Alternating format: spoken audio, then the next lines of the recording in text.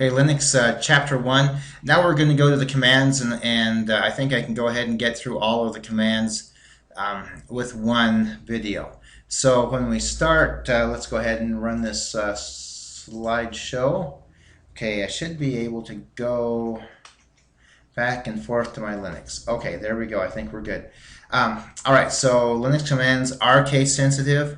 What a pain, but they are. John with a capital J is different from John with a lower j. So remember that. And when you're searching for character strings, it is case sensitive. Absolutely. Let's see. User level commands. You'll use these commands in class quite a lot, and that's just the regular commands: dir, copy, ls, those sorts of things. Now, system administration commands. That's like starting the web server. That's like starting MySQL. Those are the examples of administrator commands. Now, let's see. You need to know the syntax and the arguments. It's just really, really important. You just can't get around it. And it's very meticulous, so just be watchful. Now, determines the who command. We'll just start out with a few basic commands. That's all we're doing. The who command determines information about who's logged in. Common options, okay, are who am I, to see who you are, dash capital H, important, capital H. Show column headings, a small u, show idle time, dash B to show when the system was last rebooted. So if we go here, well, we should be able to go and type in who. Okay, and oh, those are all the people on the system. Now, there you can see that I am on this particular system and how long I've been logged in for. Is that, yeah, let's see. When I logged in, I need to think about that, because I have probably been logged in for quite a while remotely. Okay, now, so let me also ask it, who am I? So you can tell who you're logged in as. And it's not unusual for you as the administrator to be logged in several different ways, several different times, both as root, maybe as yourself, maybe you're logging in as another user to test to see if they have access to a certain application. Not uncommon whatsoever. Now, some of the other commands that it asks us to do, who dash H. Case sensitive. I shouldn't screw up like that. Who dash H, capital H. And you can see what we're getting is the heading information.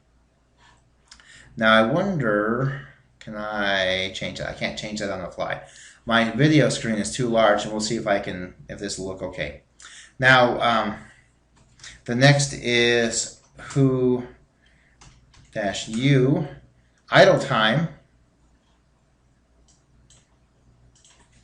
Now, who dash B, and you'll have to do this in one of your exercises. System boot was May 11th, okay, so 5/11/2012 at 11:09. Now, it's military time, so if it were 11:09 at night, it'd be 23:09. Okay, so that's an example of who command. Now we go back over here, and I'm going to click down to the man command. Okay, man is simply manual. What manual page do you want? So you have to type in the command with the manual, the request for the manual with the particular command. Man who. It's going to come back and say, what manual page do you want? I'll just hit enter to go to page 1, and then you can see and just scroll down all the information within it. It's way easier just to Google it. There's way more information out there that is better, but this is the manual, and it has been for a lot of years, and just is. Q will get you out of it. Okay. Next will be command line editing. So when you have a set of commands, you can just go ahead and hit Control B, and that moves the cursor to the previous letter. Oh, and I hate to do this. It's just a hassle. You notice that? You see what's happening there?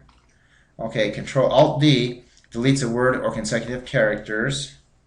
So DI, let's do man who, and then what was it? Alt Alt D. There you go. Who disappeared? So you can go ahead and use those. Imagine deletes a character. Imagine that. Okay, we'll go on.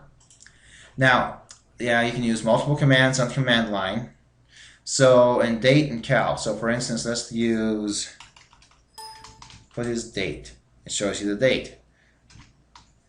What is cal? It shows you the calendar of this month. So if you use date, semicolon, cal, you get the date and the calendar. Not side by side. Notice that. It executes one command and then executes the next command. Okay. Now you can do, if you want to manipulate this and put these things, put the calendar, September calendar side by side with October and so on, there are some commands that we'll get to eventually that you can do that. GUIs for lots of things are just way so much easier, but this is a command, an operating system and command set that's been out there for 20 and 30 years basically. Maybe even 40 years to some extent, and has just been outdated, but it's still part of a really solid operating system. Okay, what else do we have here? Oh, histories. So what you can do is just up arrow and you can retrieve the previous command, because what if I mess up and put that who-h, small h, get it? Wrong, it's a problem. I can just up arrow to get the last command and put in the right syntax. Okay, so that's really handy. You can just up arrow and down arrow through that command set. And what else do we have here? Let's see, more. There we go. We want to use more or less. Okay, so if we go here, go back and take a look at the directory. Now ls will -l will do the same thing as dir. dir looks at the directory. That directory means all the files and folders within that. You can notice that the files are designated without the D at the beginning. The directories or folders do have the D in front of them, and I think all directories are in blue. I think they're listed in blue through PuTTY. Okay, so anyway, so you see that big long list? Well, I can't read that big long list all the time. What you can do is dir type sign. That's a shift and then above the backslash. That's just right below your backspace and above your enter. Okay, more. And we should be able to see this. Notice that we have this piece. That is the very beginning of this set of command, or of this dir command. But it goes page by page. And more, you can go ahead and hit spacebar to go to the next page. Spacebar, next page, and then to the end. Okay, so you can use more or less. If you have a huge file that you're displaying, a text file you're displaying, less will show you the bottom, more will show you the top, and go page by page. Now cat displays the file actually. It's sort of like type. So if I have a file, let's look at this. Okay, so notice I have zoo3. Okay, zoo3. What's in that file? Cat zoo3. That displays the contents of the file. Simple as that. Okay, we are at that point. Let's scroll down just a little further. One more piece. Redirecting output. So it's not like printing. What you're doing is sending information to the screen, and you're redirecting that output into a file. So for instance, and we'll kind of use this example with who, I want to go and first of all, let's look at just who. Now remember, I'm going to clear. I just type in clear to clear the screen, and then who. Okay, that's all well and fine. Now I want to redirect that output into a file. Who greater than sign, what's the file name? Test. Okay, now let's look at and see what the contents of that file is. Cat test.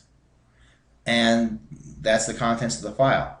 Now the next piece, says to append an existing file, use the double greater than signs. So I'm going to add, let's see, if I go to dir, okay, let's look at what's in zoo again. Cat zoo 3. That's the stuff in cat zoo in zoo 3. So I'm going to go ahead and cat test. Now I'm going to go and cat zoo 3. So I'm going to display the contents of zoo 3 and then redirect that with the double greater than signs into test. Okay? Cat test. And there we have the contents of both commands sequentially, first command, second command, within this file called test. Now to delete a file, type in rm to remove it. Rm test. I'm going to recall a command to say cat test. No file there. Okay, so I think with that said, that covers all the commands from chapter 1.